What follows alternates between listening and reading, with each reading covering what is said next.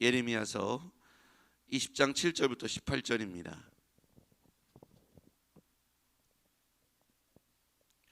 예레미야서 20장 7절을 제가 먼저 읽겠습니다. 여호와여 주께서 나를 권하심으로 내가 그 권유를 받았사오며 주께서 나보다 강하사 이기셨으므로 내가 조롱거리가 되니 사람마다 종일토록 나를 조롱하나이다. 말할 때마다 외치며 파멸과 멸망을 선포하므로 여호와의 말씀으로 말미암아 내가 종일토록 치욕과 모욕거리가 됨이니이다. 내가 다시는 여호와를 선포하지 아니하며 그의 이름으로 말하지 아니하리라 하면 나의 마음이 불붙는 것 같아서 골수에 사무치니 답답하여 견딜 수 없나이다. 나는 무리의 비방과 사방이 두려워함을 들었나이다. 그들이 이르기를 고소하라 우리도 고소하리라 하오며 내 친한 벗도 다 내가 실족하기를 기다리며 그가 혹시 유혹을 받게 되면 우리가 그를 이겨 우리 원수를 갚자 하나이다. 그러하오나 여호와는 두려운 용사 같으시며 나와 함께 하심으로 나를 박해하는 자들이 넘어지고 이기지 못할 것이오며 그들은 지혜롭게 행하지 못함으로 큰 치욕을 당하리오니 그 치욕은 길이 잊지 못할 것이니이다. 의인을 시험하사 그 패부와 심장을 보시는 만군의 여호와여 나의 사정을 주께 아뢰었사온즉 주께서 그들에게 보복하심을 나에게 보게 하옵소서. 여호와께 노래하라 너희는 여호와를 찬양하라. 가난한 자의 생명을 행악자의 손에서 구원하셨음이니라. 내 생일이 저주를 받았다면 나의 어머니가 나를 낳던 날이 복이 없었다면 나의 아버지에게 소식을 전하여 이르기를 당신이 득남하였다 하여 아버지를 즐겁게 하던 자가 저주를 받았다면 그 사람은 여호와께서 무너뜨리시고 후회하지 아니하신 성읍같이 되었다면 그가 아침에는 부르짖는 소리 낮에는 떠드는 소리를 듣게 하였다면 좋을 뻔하였나니 이는 그가 나를 태에서 죽이지 아니하셨으므로 나의 어머니를 내 무덤이 되지 않게 하셨으며 그의 배가 부른 채로 항상 잊지 않게 하신 까닭이로다. 어찌하여 내가 태에서 나와서 고생과 슬픔을 보며 나의 날을 부끄러움으로 보내는고 하니라. 아멘. 저는 오늘 이 본문의 말씀을 읽다가 치욕이라고 하는 단어에 마음이 이렇게 동그라미를 치게 되었습니다. 첫 번째 치욕이라는 단어는 8절에 나오죠. 내가 말할 때마다 외치며 파멸과 멸망을 선포하므로 여호와의 말씀으로 말미암아 내가 종일토록 치욕과 모욕거리가 됨이니이다. 여기에서 보면 8절의 말씀을 보면 내가 말할 때마다 외치며 파멸과 멸망을 선포했다. 이것은 예레미야가 선지자로서의 사명을 감당하는 내용이죠. 파멸과 멸망을 선포했다는 것은 하나님 입장에서 이스라엘 민족에 향한 심판과 하나님의 땅을 향한 징계의 내용들이 파멸과 멸망을 대신 예레미야가 선포한 것이죠. 여호와의 말씀으로 말미암아 내가 종일토록 치욕과 모욕거리가 됨이니이다. 여호와의 말씀으로 말미암아 종일토록 치욕과 모욕거리가 되었다. 그것은 사명을 감당하다가 애매하게 듣는 여러 말들과 그리고 조롱과 그들이 하나님의 말씀을 욕으로 알아들었다 그렇게 표현하고 있는 걸 보면 사람들이 말에 대해서 하나님 말씀을 귀를 기울여 듣지 않고 그것을 거절하고 귀와 마음에 할례를 받지 못한 것으로 인하여 하나님의 말씀을 거절했던 걸 볼 수 있어요. 그래서 예레미야가 사명 감당할 때 이렇게 오해도 받고 또 그들을 향해서 비방과 조롱의 말을 끊임없이 들었을 것이라고 생각합니다. 이것을 사명을 감당하다가 전하게 받는 치욕이죠. 그러나 이들이 또 받게 되는 이 치욕은 11절 그러나 여호와는 두려운 용사 같으며 나와 함께 하심으로 나를 박해하는 자들이 넘어지고 이기지 못할 것이오며 그들은 지혜롭게 행하지 못할 것이므로 큰 치욕을 당하리오니 그 치욕은 길이 잊지 못할 것이니이다. 이것은 심판을 받고 멸망을 당하는 자들 그들이 받게 되는 멸망의 치욕이죠. 하나님이 도와주시지 않으면, 붙드시지 않으면 이와 같이 주의 백성일지라도 하나님을 떠나 심판에 이르게 되면 이와 같이 사람들에게 받는 이 치욕스러운 장면을 면할 수가 없다는 것입니다. 우리가 하나님 앞에서 이와 같이 두 가지의 치욕을 볼 수 있는데, 하나는 사명을 감당하다 받게 되는 치욕이고, 또 하나는 하나님으로부터 버림받아 받게 되는 치욕이죠. 하나님의 백성이라도 주의 은혜 안에 있을 때는, 그리스도 안에 있을 때는 정말 축복 안에서 그의 삶이 복이 되고 또 형통하지만, 하나님의 징계의 대상이 되고 또 하나님의 오른손으로부터 놓아진 백성은 이와 같이 세상으로부터 조롱과 치욕과 멸시를 당할 수밖에 없다는 겁니다. 우리가 그리스도 안에 있다는 것, 하나님 품 안에 있다는 것이 참 큰 은혜라는 사실은, 우리가 우리 스스로 우리의 삶을 이끌어 나간다는 것, 이와 같이 치욕 가운데 머물 수 있고 상상할 수 없는 그런 일들을 경험할 수밖에 없다는 것이죠. 그럼에도 불구하고 우리는 어떤 사람입니까? 어떤 존재입니까? 하나님 앞에 13절 같이 읽어보겠습니다. 시작. 여호와께 노래하라. 너희는 여호와를 찬양하라. 가난한 자의 생명을 행악자의 손에서 구원하셨음이니라. 하나님은 고통 중에, 부르짖는 중에 하나님의 백성 안에, 그리스도 안에 있는 사람들을 향하여서 하나님께서 가난한 자의 손에서, 가난한 자의 생명을 행악자의 손에서 구원하시는 분, 그분이 하나님이시다. 그러므로 구원자이신 하나님 앞에서 우리의 구원을 위하여, 우리의 돌보심을 위하여, 우리가 치욕으로부터 구원받기를 위하여 주의 오른손으로 구원해 달라고 우리는 기도해야 합니다. 오늘 선지자는 이런 마음을 가지고 외치고 있죠. 예레미야 선지자는 9절 말씀 한번 보겠습니다. 9절입니다. 치욕 중에 사람들이 그를 조롱하고 모욕하는 중에 그는 어떤 마음이 들었을까요? 9절. 그럼에도 불구하고 이렇게 고백합니다. 같이요. 시작. 내가 다시는 여호와를 선포하지 아니하며 그의 이름으로 말하지 아니하리라 하면 나의 마음이 불붙는 것 같아서 골수에 사무치니 답답하여 견딜 수 없나이다.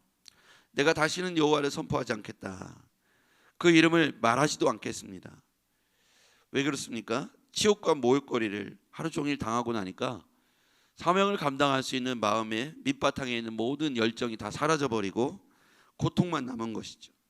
나은 마음이 굉장히 낙심하고 또 실망할 수 있죠. 사람이 그래요. 우리가 주를 위해서 열심히 산다고 하지만 사람들이 멸시와 조롱을 당할 때 그 마음을 견뎌내기가 쉽지 않습니다. 아마 우리 전도팀들이 가장 힘든 것 중에 하나가 거절이지 않을까 싶어요. 지난주부터 이렇게 생수 정도를 하시는데 사람들에게 나눠줬을 때 받지 않고 아예 툭 지나가거나 아니면 한마디를 뭐라고 이렇게 쏘아붙이거나 할 때 그걸 감당하기가 쉽지 않으니까 전도하는 일에 두려움을 갖게 되죠. 어쩌면 여기서 나오는 치욕과 모욕이 우리가 전도자들에게 또 경험할 수 있는 그런 일이라고 생각합니다. 그런데 그런 일을 당연히 여기고 우리 마음속에 그럼에도 불구하고 여호와를 선포하지 않고는 견딜 수 없고 그 이름을 말하지 않고는 견딜 수 없는 우리 마음속에 불붙는 열정이 우리로 하여금 견딜 수 없도록 예레미야를 움직였던 것처럼 우리의 마음과 우리의 손을, 우리의 발을 그렇게 움직이는 우리의 삶이 되었으면 좋겠습니다. 전도자로 살아가기에, 우리가 예배자로 살아가기에, 우리가 봉사자로 살아가기에 하나님의 불붙는 마음의 열정이 아니면 우리는 금세 사람의 말에 치욕과 모욕으로 느끼게 되고 우리의 걸음이 멈춰지며 우리의 마음의 손과 발이 멈춰지게 되는 것입니다. 우리는 그런 경험을 많이 하기도 하고 그런 말들에 우리의 기가, 우리의 열정이 꺾여서 멈춰서기도 합니다.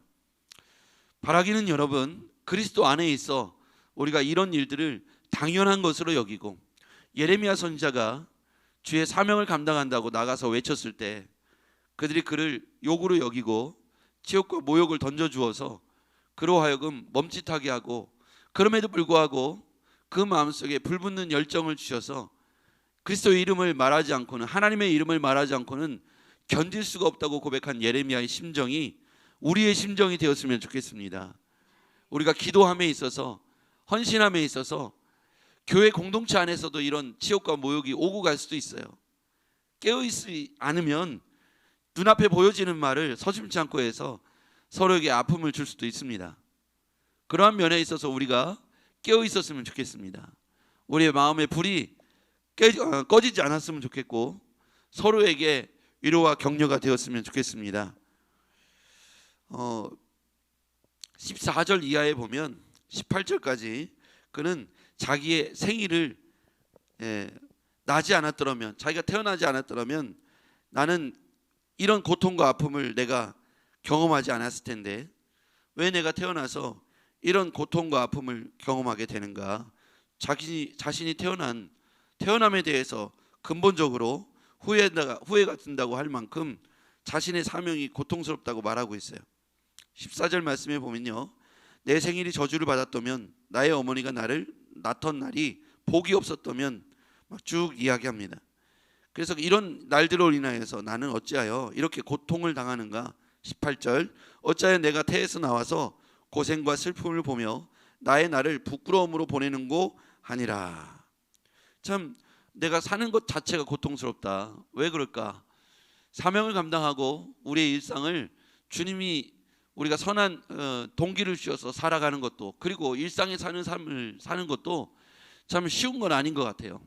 그냥 산다는 것 자체가 고통스럽고 힘든 시간들이 우리 안에 많이 있을 수 있습니다. 그럼에도 불구하고 하나님은 우리에게 사명과 그리고 비전과 꿈을 예레미야를 통해서 주셨던 가슴의 열정과 불을 우리 가운데 기도할 때마다 던져주고 계십니다. 저는 이러한 불들이 항상 꺼지지 않고 타올랐으면 좋겠습니다. 여러분이 하나님을 만났던 그 시절의 열정과 고백이 다시 끌어올라서 여러분이 사는 것이 내 힘이 아니라 하나님의 힘과 응원이 되었으면 좋겠고, 매일매일 믿음의 용기를 말씀을 통해서 충전하시고 살아갔으면 좋겠습니다. 여러분, 우리의 힘과 힘으로 살아가는 것은 한계가 있습니다. 칭찬을 들으면 힘이 나고, 칭찬과 아니라 치욕스러운 말, 모욕스러운 말을 들으면 낙심이 된다면 아직 내 힘으로 살고 있는 거죠.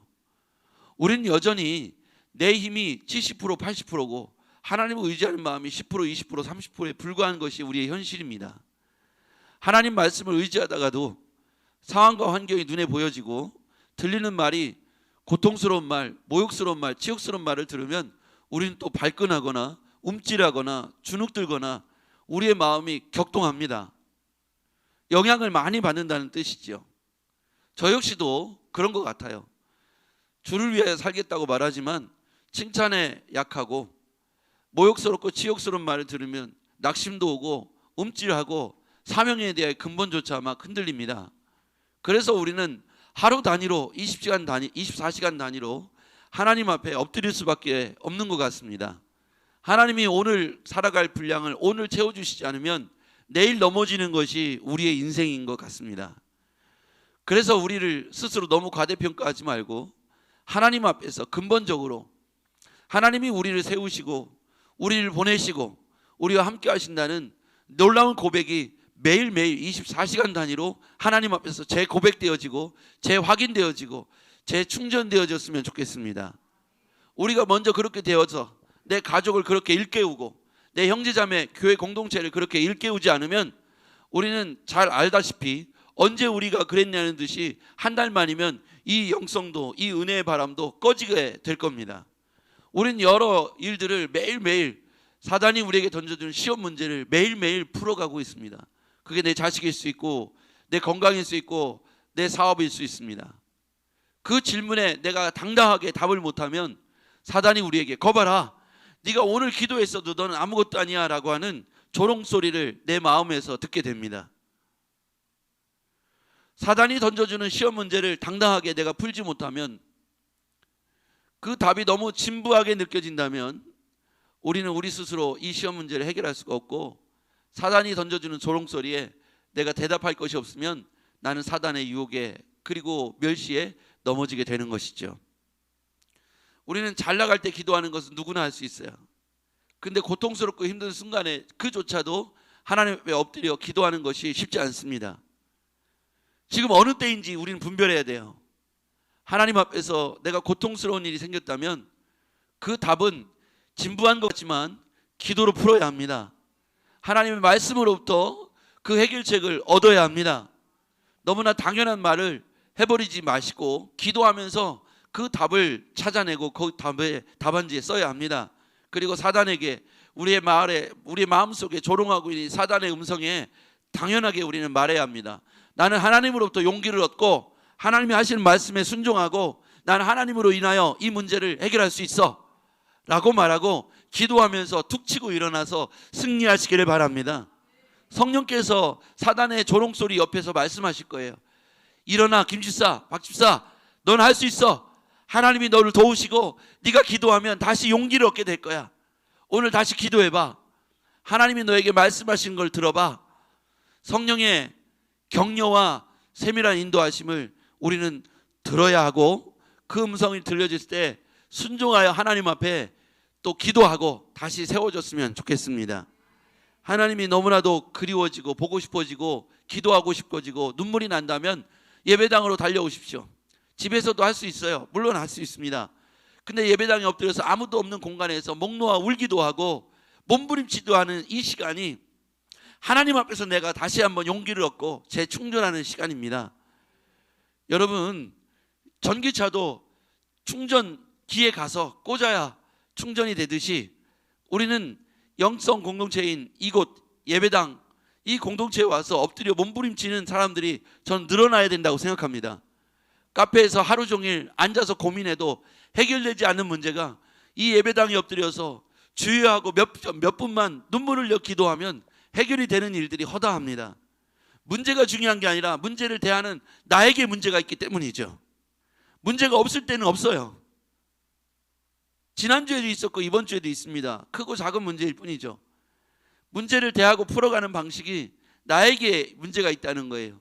하나님 앞에 엎드려 눈물로 기도하면 상황은 그대로 있어도 내가 용기 충천하고 믿음이 충만하면 그게 아무것도 아닌 것처럼 보여지게 되더라는 거예요. 근데 내가 코너에 몰려있고 힘들고 어려우면 극단적인 상황에 몰려가면 작은 말 한마디에도 내가 그렇게 힘들어하고 그렇게 고통스러워하고 내 생애를 맞바꿀 만큼 내 생명을 맞바꿀 만큼 코너에 몰리게 되더라고요. 크고 어려움의 문제는 아닌 것 같습니다. 내가 은혜 충만할 때는요, 이 큰 문제가 와도 일어설 수 있고 넘어설 수 있어요. 근데 내가 영적으로 바닥 상태에 있으면 작은 말 한마디, 작은 현상 하나에도 넘어지게 되더라고요. 무엇이 문제입니까? 그 문제가 문제가 아니라 우리가 하나님 앞에 엎드리지 않는 것이 문제일 수 있다는 것이죠.